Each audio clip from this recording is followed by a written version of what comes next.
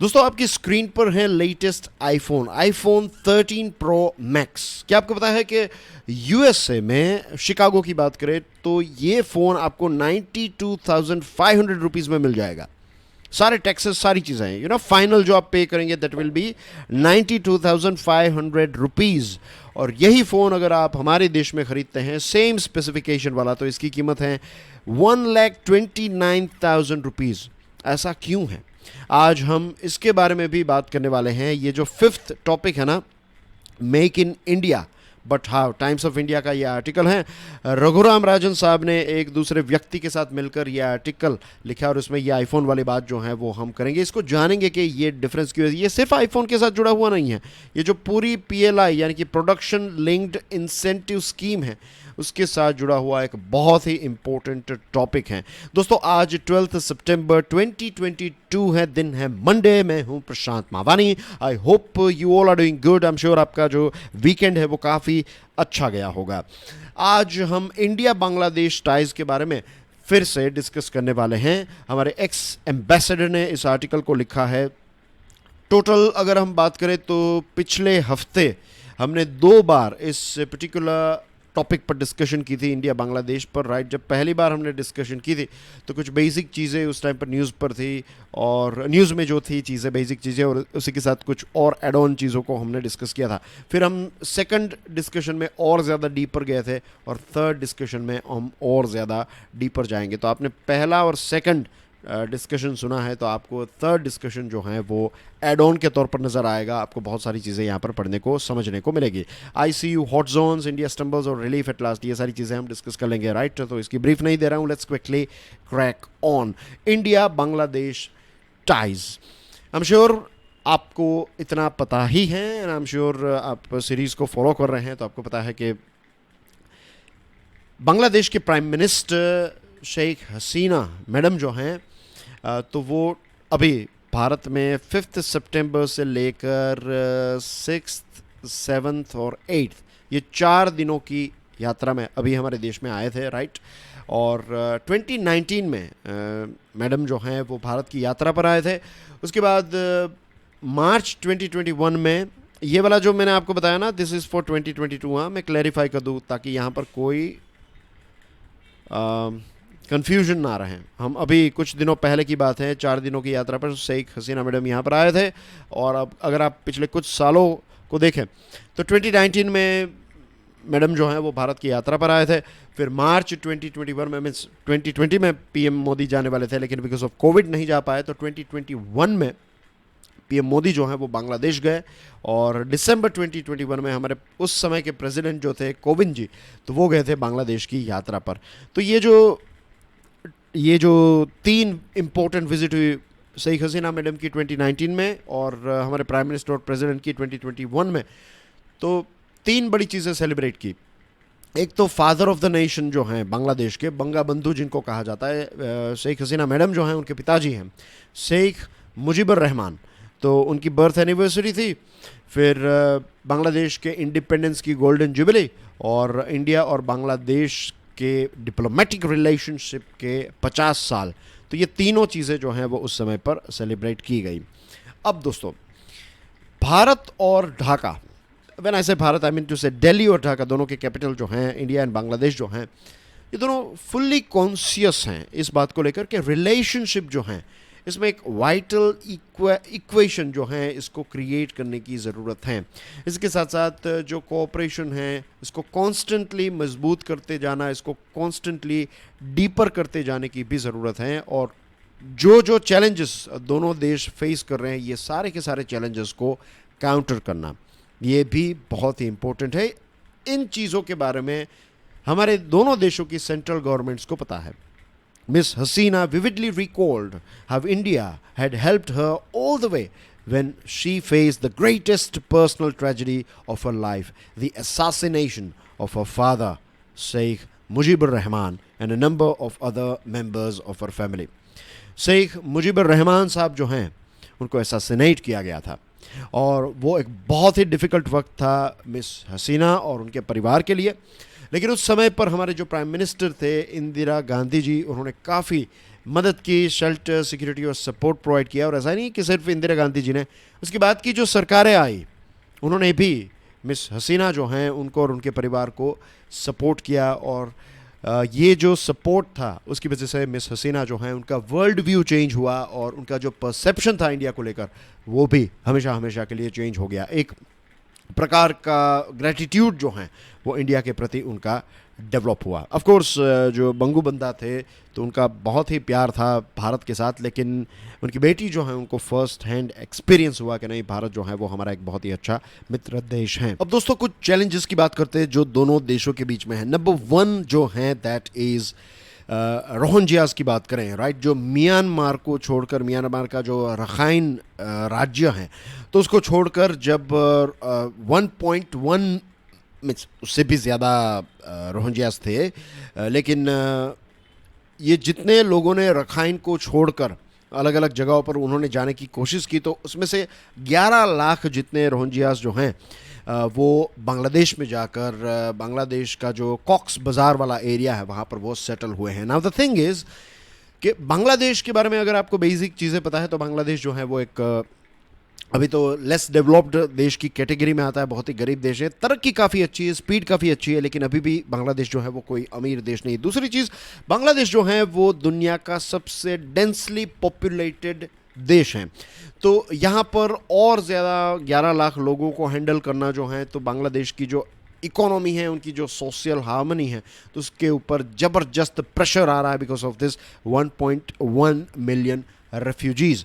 तो शेख हसीना मैडम ने क्या कहा कि भारत को इनको एब्जॉर्व कर लेना चाहिए, यानी कि भारत जो है वो उनको कॉक्स बाज़ार से फिर ट्रांसफ़र करके भारत की ज़मीन पर रख दे। तो ऐसी उन्होंने एक ख्वाहिश जो है वो जताई है। ऑफ कोर्स भारत ऐसा नहीं करेगा एज वी नो, लेकिन भारत ने ये कहा है कि हम आपको सपोर्ट देंगे, सपोर्ट इन द सेंस पैसे देंगे, हम आपको कंबल देंगे, हम आपको खाने पीने की चीज़ें देंगे, हम आपको टेंट्स प्रोवाइड करेंगे, मोबाइल टॉयलेट्स प्रोवाइड करेंगे, दवाइयाँ प्रोवाइड करेंगे, ये सारी चीज़ें, कपड़े प्रोवाइड करेंगे, राइट, ताकि आप ये रेफ्यूजीज़ जो हैं उनको हैंडल करने में आपके ऊपर से जो बोझ है वो थोड़ा हम कम, मीन्स ये चीज़ हम कर सकते हैं। लेकिन as far as I know, मैं प्रैक्टिकली बात कर रहा हूँ, राइट, मैं आर्टिकल की बात नहीं कर रहा हूँ। I am giving you analysis, pure analysis, कि भारत जो है वो कभी भी, जहाँ तक मुझे पता है 1.1 यानी कि 11 लाख लोगों को भारत कभी भी ऐसे रेफ्यूजीज़ जो हैं उनको इंपोर्ट नहीं करेगा, वो वहाँ पर ही रहेंगे। लेकिन हाँ, भारत इस बात की कोशिश पूरी कर रहा है विदाउट बीइंग, वो कहता है ना कि दखल अंदाजी किए बिना हम परस्यूएड करने की कोशिश कर रहे हैं, हम म्यांमार को कहने की, समझाने की कोशिश कर रहे हैं कि इन लोगों को आप वापस ले लीजिए। और बांग्लादेश भी यही चाहता है कि भारत जो है वो ये रोल प्ले करे। तो हाँ, यहाँ पर हम कोशिश जो है वो चल रही है, लेकिन भारत सपोर्ट जो है वो भी बांग्लादेश को प्रोवाइड कर रहा है। नंबर 2 जो है, इससे पहले भी हमने बात की थी टिस्टा वाटर के बारे में, तो मैंने आपको बताया था कि वेस्ट बंगाल के जो चीफ मिनिस्टर थे, 2011 की बात है कि उस समय पर हमारे मनमोहन सिंह साहब जो हैं वो बांग्लादेश जाने वाले थे। लास्ट मिनट पर ये पता चला कि वेस्ट बंगाल के चीफ मिनिस्टर उस समय पर भी ममता बनर्जी थे, तो उन्होंने फॉर वट एवर रीज़न ये बताया कि वो प्राइम मिनिस्टर के साथ बांग्लादेश नहीं जाएंगे, और ये टीस्टा वाटर एग्रीमेंट जो है वो तब से पेंडिंग है। तो वेस्ट बंगाल राज्य जब तक ऑन बोर्ड नहीं आएगा तब तक ये टीस्टा वाटर वाला टॉपिक जो है वो हमेशा एक बोन ऑफ कंटेंशन, या जो कहते हैं ना एलिफेंट इन द रूम, के कबाब में हड्डी के तौर पर हमेशा बना रहेगा। 54 ऐसी ट्रांस बाउंड्री रिवर्स हैं, यानी कि एक देश से दूसरे देश, तो भारत से बांग्लादेश, बांग्लादेश से भारत आने वाली ऐसी नदियां हैं। टोटल 54 कॉमन रिवर्स हैं, तो इनको लेकर भी जॉइंट मैनेजमेंट दोनों देश करें। और कई बार इसको लेकर ग्रीवियंसेस होती हैं कि पानी प्रॉपर प्रोवाइड नहीं किया जा रहा है, भारत थोड़ा ज़्यादा पानी निकाल रहा है, ये सारे इश्यूज जो हैं तो इनको हम अच्छी तरीके से हैंडल करें, ये भी एक सेकंड बड़ा चैलेंज है। वैसे हम दोनों, मैंने से हम इसको, यानी कि दोनों देश मिलकर, राइट, आप समझ लीजिएगा। Third, India sensitivity to growing cooperation between Dhaka and Beijing. अब देखिए, बांग्लादेश एक इंडिपेंडेंट देश है, वो अलग अलग देशों के साथ अपने रिलेशनशिप को और ज़्यादा मजबूत करना चाहेगा, चाइना के साथ भी करना चाहेगा, लेकिन बांग्लादेश जो है वो अवेयर है कि हम्बन टोटा में क्या हुआ, CPEC का क्या चल रहा है, चाइना पाकिस्तान इकोनॉमिक कॉरिडोर की सिचुएशन क्या है, तो सोच समझकर बांग्लादेश जो है वो इसमें आगे बढ़ेगा। लेकिन रिलेशनशिप तो जो है बीजिंग के साथ उनके और ज़्यादा एक्सपांड होंगे ही, उसमें कोई डाउट है नहीं। लेकिन बांग्लादेश ये जानता है कि भारत जो है वो उसका पुराना और अच्छा मित्र देश है, तो भारत के साथ रिलेशनशिप यहाँ पर नहीं तोड़ेगा। लेकिन भारत को ये पसंद नहीं आएगा कि बांग्लादेश जो है वो बीजिंग के साथ और ज़्यादा रिलेशनशिप डेवलप करे, लेकिन भारत जो है वो दखलंदाजी भी नहीं कर सकता। तो बहुत ही सॉफ्टली, बहुत ही अच्छी तरीके से, प्यार मोहब्बत से हमें ढाका को हमेशा हमें यहाँ पर मेक श्योर करना पड़ेगा कि ढाका जो है वो हमेशा हमारा मित्र देश रहे, right. That is something that India should do, क्योंकि हम बड़े देश हैं, तो that's the thing. And number 2, Bangladesh ने भी ये क्लियर बता दिया है कि देखिए भारत और चाइना के बीच में अगर इश्यू चल रहा है तो उसमें बांग्लादेश जो है वो किसी भी प्रकार की दखलंदाजी जो है वो नहीं करेगा। नंबर 4, उन्होंने ये भी कहा कि उनकी जो सरकार है, शेख हसीना मैडम की सरकार, तो वहाँ पर जो बांग्लादेश में हिंदू माइनॉरिटी हैं, तो उनको कई बार ऐसा इंसिडेंट्स में देखने को मिलता है कि प्रताड़ित किया जाता है, मारा पीटा जाता है, मंदिरों को तोड़ा जाता है, ये कोशिश की जाती है इस प्रकार की चीज़ों को करने की। लेकिन शेख हसीना मैडम की सरकार जो है उन्होंने बार बार एक्शंस ली हैं, राइट, उसमें कोई डाउट नहीं है। 2009 से जब से वो प्राइम मिनिस्टर बनी है तब से उन्होंने कई सारे ऐसे एंटी इंडिया एलिमेंट्स को भारत के हवाले किया है। और उन्होंने ये भी चिंता व्यक्त की है ऑफकोर्स कि ऐसा नहीं है कि सिर्फ वहाँ पर माइनॉरिटी, वहाँ पर हिंदू माइनॉरिटी हैं, यहाँ पर हमारे यहाँ पर दूसरे बहुत सारी माइनॉरिटीज़ हैं, पर्टिकुलरली लेट्स से मुस्लिम्स। तो कई बार हमें ये इंसिडेंट्स भी देखने को मिलती हैं कि जो माइनॉरिटीज़ हैं तो उनको प्रताड़ित किया जाता है। हर पूरे देश में नहीं है, राइट, लेकिन कुछ जगहों पर ऐसे इंसिडेंट्स होते हैं। तो ऐसा इंसिडेंट्स भारत में भी ना हो, इसको लेकर भी चिंता व्यक्त की है उन्होंने। तो ये दोनों साइड, राइट, देखिए कोई भी सरकार ऐसा नहीं चाहेगी कि उनकी छवि जो है इस प्रकार से ख़राब हो, उनकी इमेज जो है वो इस प्रकार से ख़राब हो, खास करके आज के ज़माने में तो it is not acceptable at all. तो दोनों देश जो हैं वो कोशिश कर रहे हैं, लेकिन समाज में जो दरारें क्रिएट करने वाले लोग हैं तो उनको एड्रेस करने के लिए हमें गुड एग्जाम्पल्स के साथ समाज में ये जो दरारें हो चुकी है उसको सीमेंट करने की ज़रूरत है। I hope things are clear now.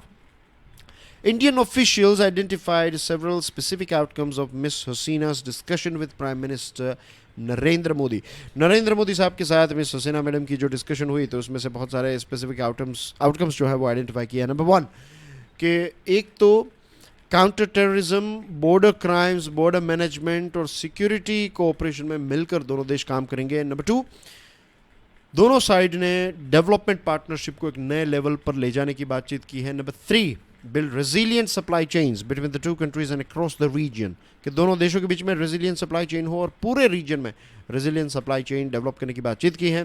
देखिए जैसे मैंने आपको बताया कि अभी बांग्लादेश जो है वो लीस्ट डेवलप्ड कंट्री के लिस्ट में आता है, लेकिन 2026 में बांग्लादेश जो है वो एलिवेट हो जाएगा, राइट। ये डेवलप्ड देश, नॉट डेवलप्ड, ऑफकोर्स डेवलपिंग देश की कैटेगरी में आ जाएगा, डेवलपिंग की कैटेगरी में आ जाएगा। तो भारत ने क्या कहा कि चलिए कॉम्प्रिहेंसिव इकोनॉमिक पार्टनरशिप एग्रीमेंट, जो मैंने आपको इससे पहले समझाया था, फ्री ट्रेड एग्रीमेंट, तो उसको स्टार्ट करना चाहता है। तो 2022 अभी से इसकी डिस्कशन जो है वो स्टार्ट हमने कर दी है, अब डिस्कशन होगी और 2026 तक सारे प्रॉब्लम में सारा ये जो CEPA है उसका ग्राउंड जो है वो तैयार हो जाएगा। तब जैसे ही बांग्लादेश अपग्रेड होगा, डेवलपिंग देश के लिस्ट में आएगा, तब से होपफुली भारत और बांग्लादेश के बीच में फ्री ट्रेड एग्रीमेंट जो है वो ऑपरेशनलाइज्ड हो जाएगा। और finally connectivity, right, rail, road, inland waterways, coastal shipping links, ये सारी चीज़ों पर भी बातचीत हुई और इसको भी एक्सपांड करने को लेकर डिस्कशन जो है वो हुई है और काफ़ी सारा काम भी इनफैक्ट हो चुका है। अब दोस्तों एक और चीज़, बांग्लादेश में 2023 में पार्लियामेंट्री इलेक्शन है। ये भारत के लिए भी इम्पोर्टेंट है कि मिस शेख हसीना जो हैं वो इस इलेक्शन को जीते, क्योंकि वहाँ पर क्या हो रहा है कि अभी धीरे धीरे है ना कुछ ऐसे एक्सट्रीमिस्ट एलिमेंट, उनकी पकड़ जो है वो थोड़ी बढ़ रही है और ये भारत के लिए बिल्कुल ही अच्छा नहीं होगा अगर बांग्लादेश में शेख हसीना मैडम जो हैं वो हार जाते हैं और दूसरे कोई प्राइम मिनिस्टर आ जाता है दूसरी किसी पार्टी में से, तो it is not good for India. तो भारत ऑफ कोर्स इलेक्शन में कोई दखल अंदाजी नहीं करेगा, लेकिन ये सारी चीज़ें अगर हम सॉल्व कर ले तो बांग्लादेश के प्राइम मिनिस्टर की छवि जो है वो और ज़्यादा इम्प्रूव होगी कि रीजन के सबसे बड़े देश के साथ शेख हसीना मैडम ने काफ़ी अच्छा रिलेशनशिप मेंटेन किया है और काफ़ी फ़ायदा हो रहा है सभी लोगों का। तो फिर बांग्लादेश के लोग जो हैं वो फिर से मिस हसीना मैडम जो हैं उनको इलेक्ट करेंगे, तो ये भी एक हमारा इंटरेस्ट का पार्ट है। That's everything as far as this particular topic is concern. Now let's move on to the next topic. Topic number 2, ICUs, hot zones. किसी व्यक्ति को आईसीयू में क्यों दाखिल किया जाता है? ताकि उसको बेस्ट मेडिकल फैसिलिटीज़ मिले। लेकिन हमारे देश के आईसीयूज़ में क्या होता है, एंटीबायोटिक्स का मिसयूज़ या फिर ओवरयूज़ होता है और पुअर इन्फेक्शन प्रिवेंशन मेजर्स पाए गए हैं। Health care associated infection surveillance, ये इंडिया का सर्वे किया गया और ये पहला ऐसा सर्वे है, ईयर लॉन्ग सर्वेलेंस किया गया हॉस्पिटल एक्वायर्ड इन्फेक्शंस का, कि किसी व्यक्ति को हॉस्पिटल में दाखिल किया जाता है तो उसकी वजह से कुछ इन्फेक्शंस उसको हो जाते हैं। हमारे देश के 120 आईसीयूज़ जो हैं, तो इनका सर्वे कंडक्ट किया गया और पता चला कि एंटी माइक्रोबियल रेजिस्टेंट इन्फेक्शंस और एसोसिएटेड मोर्टालिटी जो हैं, इसके केसेस हमारे देश में बढ़ रहे हैं। ड्रग रेजिस्टेंट माइक्रो ऑर्गेनिजम्स जो हैं वो 3080 ब्लड सैंपल्स में पाए गए और 792 यूरिन सैंपल्स में पाए गए। और चिंता का विषय यह है कि 38.1% जितने पेशेंट्स जो हैं तो उनके ब्लड स्ट्रीम में इन्फेक्शन पाया गया और 27.9% जो है उनके यूरिनरी ट्रैक्ट में इन्फेक्शन पाया गया और ये लोग जो हैं ये 14 दिनों के अंदर इनकी मृत्यु हो गई।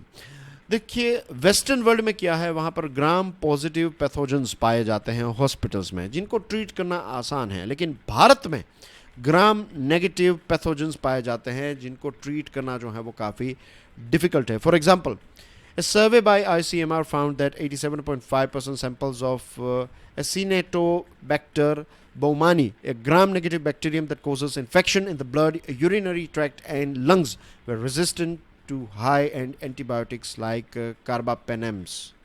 अब देखिए ये ICMR ये कहता है कि 87.5 जो ऐसे सैंपल्स पाए गए ग्राम नेगेटिव बैक्टीरियम के, तो जो हाई एंड एंटीबायोटिक्स हैं उससे भी उसको भी ये रेजिस्ट कर देते हैं, उसका भी कोई फ़र्क नहीं पड़ता 87.5 सैंपल्स में।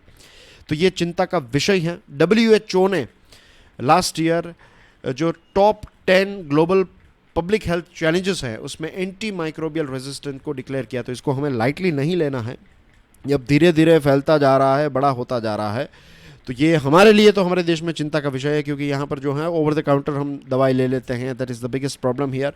अर्ली 2000 में यूके की हॉस्पिटल्स में भी इस प्रकार के इश्यूज थे। MRSA एक मेजर इश्यू था वहाँ पर, लेकिन फिर वहाँ की सरकार ने, फिर वहाँ की हॉस्पिटल्स ने क्या किया, हॉस्पिटल्स को, स्टाफ को जो है वो बेटर ट्रेन किया, right, infection control teams deploy की और हाइजीन स्टैंडर्ड को, क्लीनिंग और हाइजीन स्टैंडर्ड को नए लेवल पर ले गए और फिर पता चला कि 2012 में 86% रिडक्शन हो गया MRSA इन्फेक्शन का NHS यानी कि यूके की सरकारी हॉस्पिटल्स में।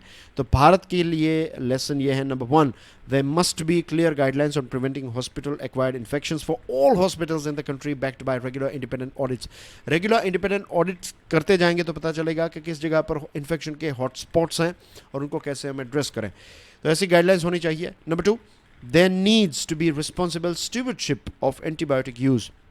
Over the counter antibiotic use ना हो, इसके ऊपर एक प्रतिबंध आए, डॉक्टर ही रेकमेंड करे तभी आप एंटीबायोटिक्स का यूज़ करें। This is very very important और इसको वॉर फुटिंग पर हमें हैंडल करना है क्योंकि एक बार ये आउट ऑफ कंट्रोल चला गया फिर इसको कंट्रोल करना जो है वो नियरली इम्पॉसिबल सा हो जाएगा।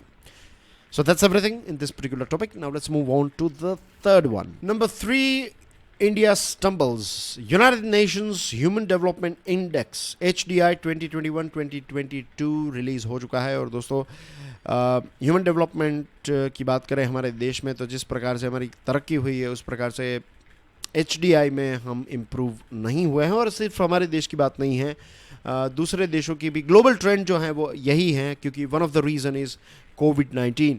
अब मैंने आपको ऑलरेडी ये प्रश्न पूछ लिया था इसने MCQ के तौर पर, तो आपको पता है कि 132nd रैंक है हमारा आउट ऑफ 191 कंट्री, 3 डिजिट में हमारा है, तो this is not good at all.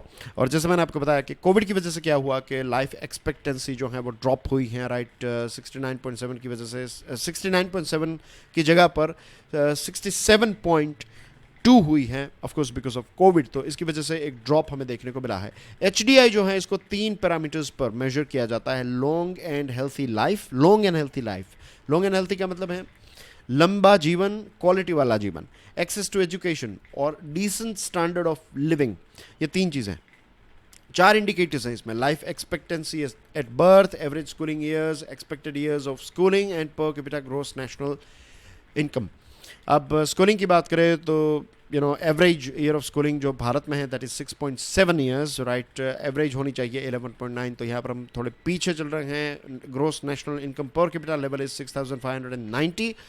But anyway, सारी चीज़ें जो हैं वो बुरी नहीं हैं। यहाँ पर एक चीज़ और अच्छी हमें नज़र आ रही है, दैट इज़ कि जो महिलाओं का पार्टिसिपेशन है वो इंक्रीज़ हो रहा है, राइट।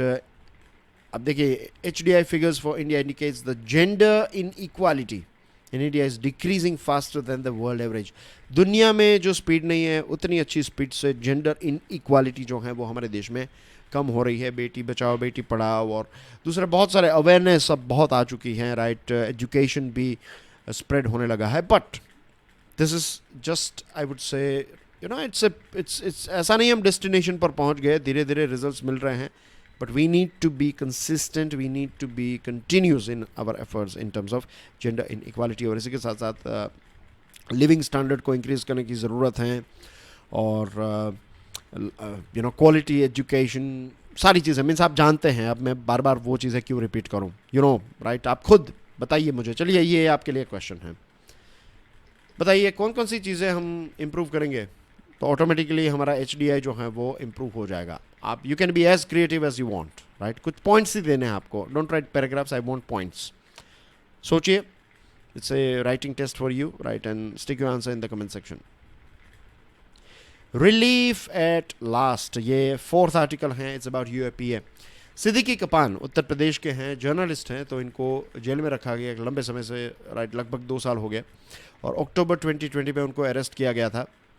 वो हाथरस जा रहे थे, हाथरस में एक दलित लड़की का जो गैंग रेप और मर्डर हुआ, तो वो उस जगह पर जा रहे थे और उनके ऊपर ये चार्ज लगाया गया कि वो डिविजिव कैंपेन चला रहे हैं और एंटी टेरर लॉ जो हैं इसके प्रोविजंस उनके ऊपर थोपे गए। कहा गया कि वो 2 कम्युनिटीज़ के बीच में और रिलीजियस फीलिंग्स को आउटरेज कर रहे हैं, हर्ट कर रहे हैं, ये सारी चीज़ें उनके ऊपर थोपी गई।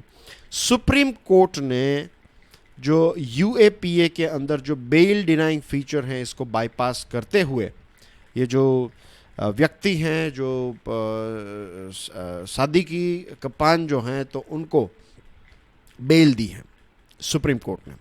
And it is to the credit of bench under the chief justice of India, justice UU Lalit, that it did not go by the usual penchant of citing section 43D sub article 5 of sub section 5 of UAPA to deny bail. ये जो UAPA है उसमें ये जो section है ये bell deny करता है, लेकिन जैसे मैंने आपको बताया सुप्रीम कोर्ट ने इसको बाईपास कर दिया है। नाउ द थिंग इज़, यहाँ पर सुप्रीम कोर्ट ने इसको बाईपास किया, इसका मतलब ये भी है कि कई बार ये जो UAPA है उसका इस्तेमाल जो है वो एक पॉलिटिकल वेंडेटा या फिर एक पॉलिटिकल दुश्मनी निकालने के लिए भी इसका इस्तेमाल किया जाता है, which is not good at all. और अब इसको UAPA को अप टू डेट बनाने की ज़रूरत है। सुप्रीम कोर्ट ने काफ़ी अच्छा प्रश्न पूछा, कहा कि अगर किसी पीड़ित के लिए कोई आवाज़ उठाता है तो वो कैसे उसके ऊपर UAPA लगाया जा सकता है, राइट। कोई अगर पैम्पलेट्स, जो इंग्लिश रिटन पैम्पलेट्स हैं जो ब्लैक लाइव्स मैटर के टाइम पर जो USA में स्प्रेड किए गए थे, अगर उस प्रकार के कोई पैम्पलेट्स यहाँ पर डिस्ट्रीब्यूट कर रहा है, लिखे हुए, प्रॉपर लिखे हुए पैम्पलेट्स, तो उससे कैसे आप कह सकते हैं कि वो हमारे देश के लिए ख़तरा है और सरकार के लिए ख़तरा है, एक्सेट्रा। लेकिन अनफॉर्चुनेटली 2 साल लगे। सिद्दीकी कपान जो है वो 2 सालों तक जेल में रहे, which is very very unfortunate. अब इसमें और बदलाव करने की ज़रूरत है। ये UAPA में कई बार हमने देखा है, अलग अलग केसेस को हमने यहाँ पर डिस्कस किया कि इसका मिसयूज़ जो है वो काफ़ी ज़्यादा हमारे देश में हुआ है। Make in India but how, ये हमारा 5th और इम्पोर्टेंट आर्टिकल है। जैसे मैंने आपको आईफोन की बात बताई ना, अब आत्मनिर्भर भारत के लिए प्रोडक्शन लिंक्ड इंसेंटिव स्कीम को सरकार ने लॉन्च किया है और इस स्कीम के माध्यम से हम हमारे देश को एक सस्टेनेबल मैन्युफैक्चरिंग बेस बनाना चाहते हैं और इस स्कीम को नई नई इंडस्ट्रीज़ में एक्सटेंड किया जा रहा है और लैक्स ऑफ करोड़्स जो हैं वो सब्सिडीज़ में प्रॉमिस किए गए हैं बाय दिस पर्टिकुलर स्कीम। अब PLI है क्या? PLI जो है प्रोडक्शन लिंक्ड इंसेंटिव स्कीम, इसकी शुरुआत इस चीज़ के मीन्स इस मान्यता से हुई है कि हमारे देश में मैन्युफैक्चरिंग जो है वो बहुत कम हो रहा है या फिर ना के बराबर हो रहा है कंपेयर टू दूसरे इंडस्ट्रियल देश। ऐसा क्यों? द रीज़न इज़ सरकार ये कहती है, गवर्नमेंट ऑफ इंडिया ये कहती है कि इलेक्ट्रॉनिक सेक्टर का ही अगर हम एग्जांपल लें तो जो कॉम्पिटिटिव डिसएडवांटेज इलेक्ट्रॉनिक सेक्टर को फेस करना पड़ रहा है दैट इज 8.5 to 11%। इसका बहुत ही सिंपल लैंग्वेज में अगर मैं बात करूं, मतलब ये होता है कि अगर आप चाइना में कोई फ़ोन प्रोड्यूस करेंगे तो वो लेट्स से 90 रुपीज़ में बन जाएगा, जस्ट हाइपोथेटिकल एग्जांपल, और इंडिया में वही फ़ोन वही को सेम चीज़ है, राइट, कोई दूसरी चीज़ नहीं है, वही चीज़ आपने प्रोड्यूस की तो ये आपको लेट्स से 100 रुपये से लेकर 101 रुपये में आपका मैन्युफैक्चरिंग होगा इसमें। तो डिफरेंस कितना हुआ यहाँ पर? 9-10 रुपये का, या फिर 8.5 रुपये से लेकर 11 रुपये का डिफरेंस आया। ये डिफरेंस क्यों आता है? उसके पीछे बहुत सारे रीजंस हैं।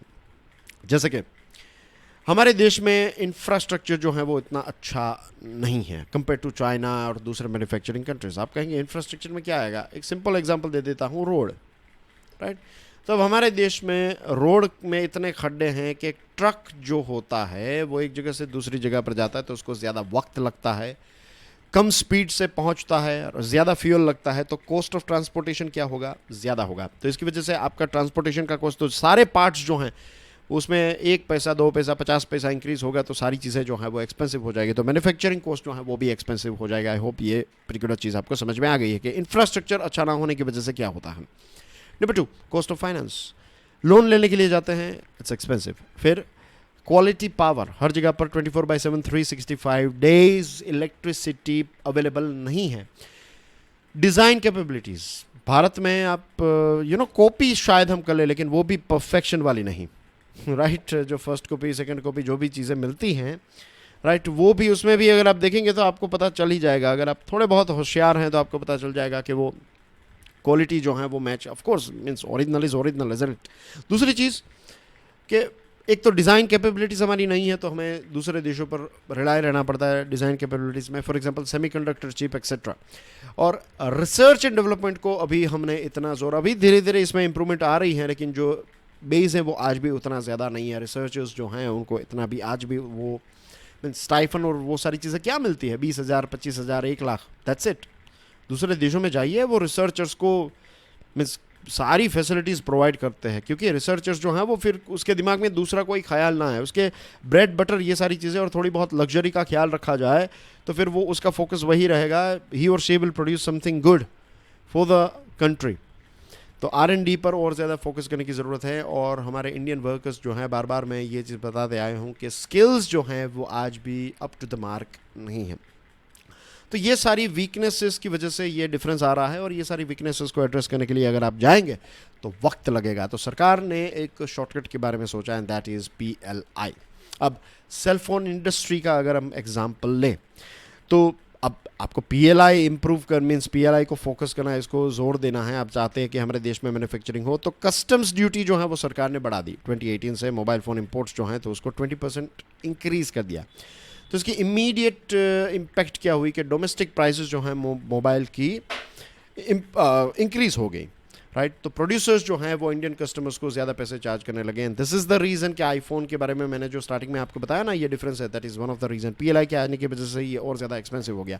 Next, government of India introduce PLI which offer manufacturer a government payment of 6% in the first year of every cell phone produced in India down to 4% in 5th year provided they meet incremental investment and sales target। जो sales का target है, जो investment का target है, अगर ये आप achieve करते हैं तो पहले साल से सरकार जो है वो आप एक फ़ोन अगर प्रोड्यूस करेंगे तो उस पर 6% सब्सिडी सरकार प्रोवाइड करेगी, राइट। और 5वें साल तक 4% तक ये पहुंच जाएगा। नाउ द थिंग इज कि यहाँ पर ऐसा कोई भी बेंचमार्क नहीं रखा गया है कि आपको मिनिमम इतने वैल्यू का प्रोडक्शन करना, मीन्स इतने फ़ोन्स तो प्रोड्यूस करना है। हमने क्या टारगेट रखा है? इन्वेस्टमेंट का और सेल का टारगेट रखा है। तो ये मैन्युफैक्चरर्स क्या कर रहे हैं, ये दूसरे देशों से पार्ट्स मंगवा रहे हैं और उनको बस असेंबल कर रहे हैं और वो 6% सब्सिडी जो है उसका फ़ायदा उठा रहे हैं।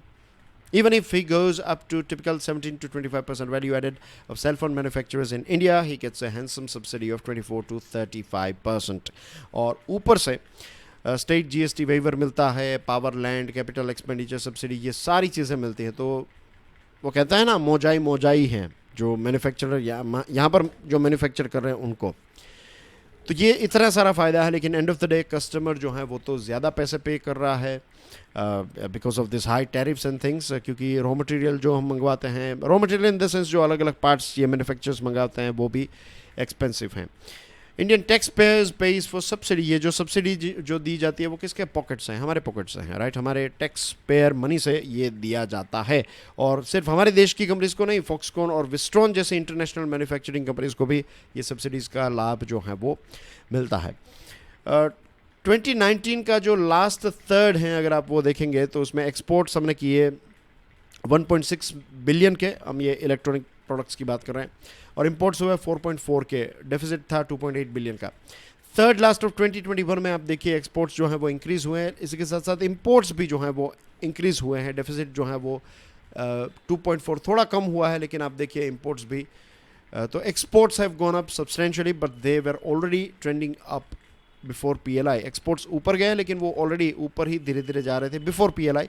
On the other hand imports way trending down, imports जो है वो धीरे धीरे कम हो रहे थे उस समय पर, लेकिन अब वो इंपोर्ट्स भी इंक्रीज होने लगे। दिस मीन्स कि मैन्युफैक्चरर्स जो हैं पीएलआई के तहत पार्ट्स को यहाँ पर मंगवा कर चीज़ों को असेंबल कर रहे हैं।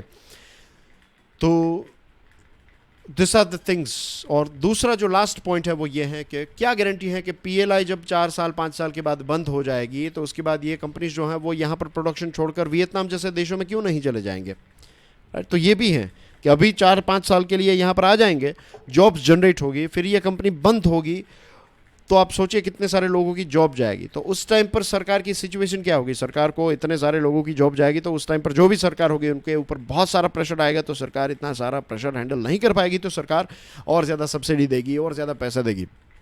तो ये इवेंचुअली जो है वो इतना फ़ायदा जो है वो नहीं नज़र आता है, क्योंकि जब तक हम ये चीज़ों को सॉल्व नहीं करेंगे, जैसे मैंने आपको स्टार्टिंग में बताया कि लैंड एक्विजिशन जो है वो स्पीडी होना चाहिए, कॉन्ट्रैक्ट का enforcement, skill development, right, human capital investment, ये सारी चीज़ें जब तक नहीं होगी, ये लॉन्ग टर्म वाली चीज़ें जब तक हम सॉल्व नहीं करेंगे, तब तक ये पीएलआई जैसी शॉर्टकट्स जो है उसका जो एक्चुअल फ़ायदा होना चाहिए वो एक्चुअल फ़ायदा नहीं होगा। स्टार्टिंग के टाइम पर पेपर पर फ़ायदा मिलेगा, लेकिन लॉन्ग टर्म जो है वो नुकसान भी हो सकता है। ये चीज़ हमें ध्यान में रखने की ज़रूरत है। And that's everything in today's discussion dear friends. Thank you very much for watching this video. आपके लिए एक प्रश्न है, प्रश्नों को आराम से पढ़ लीजिएगा, इसका आंसर कमेंट सेक्शन में देना है। तो 2 प्रश्न हो गए हैं, एक जो मैंने आपको पहले पूछा और ये MCQ. And thank you very much for your love and support. आपकी कमेंट्स मैंने पढ़ी, आई एम सो हैप्पी कि आपको काम जो है वो काफ़ी पसंद आ रहा है, वीडियोस पसंद आ रहे हैं, जो बुक टॉक वाली सीरीज़ हैं वो भी आपको काफ़ी पसंद आ रही हैं। एंड आने वाले समय में और ऐसे इंटरेस्टिंग टॉपिक्स जो हैं वो आपको प्रोवाइड किए जाएंगे। क्यूरियसली जो नाम आप में से एक स्टूडेंट ने कमेंट भी की है कि ये नाम परफेक्टली सूट करता है जो लास्ट स्टोरी लॉन्च की है उस पर्टिकुलर स्टोरी के साथ, क्योंकि एक क्यूरियोसिटी के साथ उस स्टोरी का अंत किया था। टू बी ऑनेस्ट वही मेरा एक इरादा था जब मैंने, और इरादा है भी और रहेगा भी, कि क्यूरियसली एजुकेशन जब मैंने स्टार्ट किया तो मैं बहुत डीप तक गया। मैंने डीपली सोचा कि what is the thing, means किस चीज़ को सबसे बड़ी ब्लेसिंग कही गई है, तो दैट इज़ क्यूरियोसिटी, राइट। इंसानों के अंदर जो क्यूरियोसिटी है, I am talking about positive curiosity, right. वो कहते हैं ना क्यूरियोसिटी की वजह से वो बिल्ली की जान गई, ऐसा कुछ। I am not talking about that. Curiosity का मतलब ये होता है कि नई चीज़ों को जानने का एक उत्साह, और जीवन के लिए ये बहुत ही इम्पोर्टेंट है, और कॉम्पिटिटिव एग्जामिनेशन के लिए भी बहुत इम्पोर्टेंट है। कितनी सारी चीज़ें नई नई आपको सीखनी है, अगर आपके अंदर वो क्यूरियोसिटी का बीज नहीं है तो फिर चीज़ें जो हैं वो थोड़े समय के बाद बोर्डम वाली होने लगती हैं। लेकिन if you have this thing and और मैं तो ये भी मानता हूँ कि क्यूरियोसिटी जो है उसको ट्रिगर भी किया जा सकता है, उसका सीड जो है वो इम्प्लांट भी किया जा सकता है। और टीचर्स का मेन काम यही होता है कि स्टूडेंट्स जो हैं उनको और ज़्यादा क्यूरियस बना दें और फिर उनको तरीका सिखा दें कि कैसे आप चीज़ों को सीख सकते हैं। That's it. फिर थोड़ा बहुत मॉनिटर करें उनको, उनकी एक बार हैबिट हो जाए, उनकी प्रैक्टिस हो जाए, उसके बाद स्टूडेंट को इंडिपेंडेंट छोड़ दें, वो खुद उड़े, वो खुद अपनी उड़ान जो है वो खुद इंडिपेंडेंट होकर, और फिर फ्यूचर में अलग अलग क्षेत्रों में, अलग अलग जगहों पर और सारे लोगों को इंडिपेंडेंट बनाएं, और ये चेन जो है वो चलती ही रहें।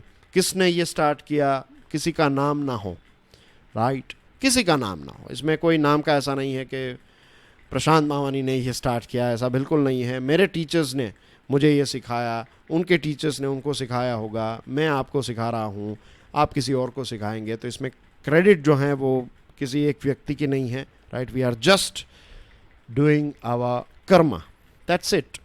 रिजल्ट देना, रिजल्ट मिले ना मिले, वो सारी चीज़ें तो ऊपर वाले के हाथ में हैं। With this I would like to end this discussion here. I'll see you soon. Till then, enjoy your studies. God bless you all. Jai Hind.